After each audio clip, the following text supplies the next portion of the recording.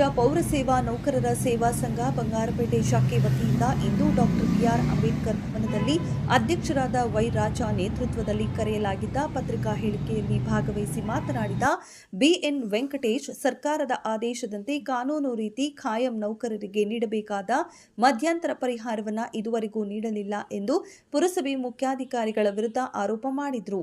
ಸರ್ಕಾರದ ಎಲ್ಲ ಶಾಖೆಗಳಲ್ಲಿ ಮಧ್ಯಂತರ ಪರಿಹಾರ 17% ನೀಡುತ್ತಿದ್ದು, ಪೌರ ಕಾರ್ಮಿಕರಾದ ನಮಗೆ ನೀಡಬೇಕಾದ ಕಾಲಹರಣ ಮಾಡುತ್ತಿರುವುದು ಸರಿ ಇಲ್ಲ.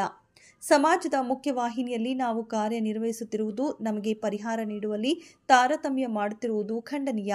ಘನ ಸರ್ಕಾರವು 1 ವರ್ಷದ ಹಿಂದೆ ಮಧ್ಯಂತರ ಪರಿಹಾರ 17% ಖಾಯಂ ನೌಕರರಿಗೆ ನೀಡಲು ಆದೇಶ ಮಾಡಿದರೂ ಸಹ ಇದುವರೆಗೂ ನಮಗೆ ನೀಡಲಿಲ್ಲ ಎಂದರು.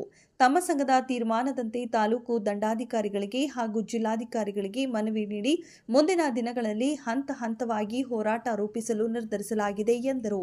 ಈ ಸಂದರ್ಭದಲ್ಲಿ ಮಾಜಿ ಅಧ್ಯಕ್ಷರಾದ ಜಯರಾಮ್, ಸಂಘದ ಪದಾಧಿಕಾರಿಗಳಾದ ಅಂಕಯ್ಯ, ಕೋಕಿಲಮ್ಮ, ಮಹಾಲಕ್ಷ್ಮಿ, ಜಗದೀಶ್, ಆನಂದ್, ತಿಪ್ಪಯ್ಯ ಇನ್ನು ಮುಂತಾದವರು ಹಾಜರಿದ್ದರು.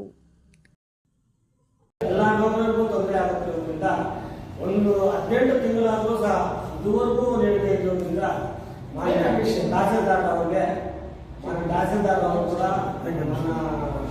ನಮ್ಮ ಸಂಘದ ವತಿಯಿಂದ ಮನವಿಯನ್ನು ಸಲ್ಲಿಸಲು ಎಲ್ಲ ಮಾನ್ಯ ಅಧ್ಯಕ್ಷರ ನೇತೃತ್ವದಲ್ಲಿ ಎಲ್ಲ ಸದಸ್ಯರು ಮತ್ತು ಪದಾಧಿಕಾರಿಗಳು ಎಲ್ಲ ನೌಕರರ ಸಮ್ಮುಖದಲ್ಲಿ ನಾವೆಲ್ಲರೂ ಒಮ್ಮತದಿಂದ ತೀರ್ಮಾನಿಸಿದ್ದು ಸೋಮವಾರ ನಮಗೆ ಯಾವುದೇ ಒಂದು ಮಾನ್ಯ ಮುಖ್ಯಾಧಿಕಾರಿಗಳು ನಮಗೆ 15% ವೇತನವನ್ನು ನೀಡಿದೆ. Hey there, subscribe to my channel and also press this bell icon.